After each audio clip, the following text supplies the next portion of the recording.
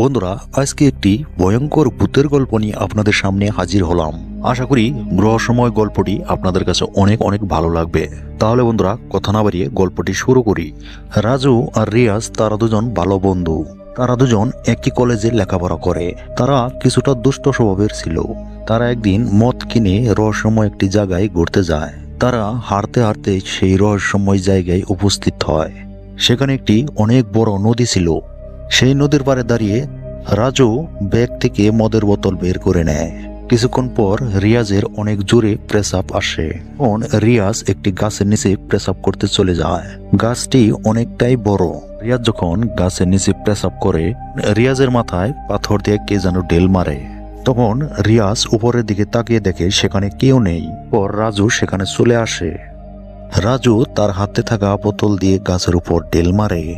তখন বোতলটি গাছে গিয়ে লাগে আর বোতল চুরমার হয়ে যায়। তখন গাছ থেকে ভয়ানক কিছু আওয়াজ শুনতে পাওয়া যায়। তো তারা দুজন একদমই ভয় পায় না, কারণ তারা দুজন অনেক সাহসী।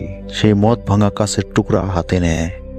গাছের টুকরা হাতে নিয়ে রিয়াজ সেই গাছের দিকে এগোতে থাকে। গাছের সামনে গিয়ে রাজু এবং রিয়াজের গার্লফ্রেন্ডের নাম লেখে। কিছুক্ষণ পর সেই গাছটি ভয়ানকভাবে ঝাঁকুনি দিতে থাকে আর একটি ডাল ভেঙে রিয়াজের মাথার উপর পড়ে। তখন রিয়াজ অজ্ঞান হয়ে যায়। এমন অবস্থা দেখে রীতিমতো রাজু অবাক হয়ে যায়। তারপর রাজু রিয়াজকে ডাকতে থাকে। কিছুক্ষণ পর রিয়াজের জ্ঞান ফিরে। তখন রাজুর পিছনে অলৌকিক একটি ছায়া চলে আসে। তখন রিয়াজ সেই দৃশ্যটি দেখে আবার অজ্ঞান হয়ে যায়। কিছুক্ষণ পর রাজুর সামনে ভয়ঙ্কর একটি প্রেতাত্মা চলে আসে। প্রেতাত্মাটি রাজুর দিকে অনেক বড় বড় চোখ করে চেয়ে থাকে। মনটাই মনে হয় যেন রাজুকে খেয়ে ফেলবে। রাজু ভয়ে চিৎকার করে ওঠে। ওর রাজুর উপর সে প্রেতাত্মাটি আক্রমণ করে। তবে রাজু সেখান থেকে পালিয়ে কিছুটা দূরে চলে যায়।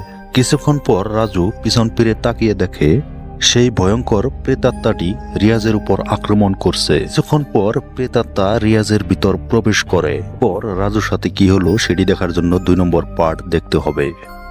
পার্ট দেখার জন্য ভিডিওতে একটা লাইক এবং চ্যানেলটি সাবস্ক্রাইব করে রাখবেন, যাতে পরবর্তী ভিডিও আপলোড করার সঙ্গে সঙ্গে আপনারা পেয়ে যান।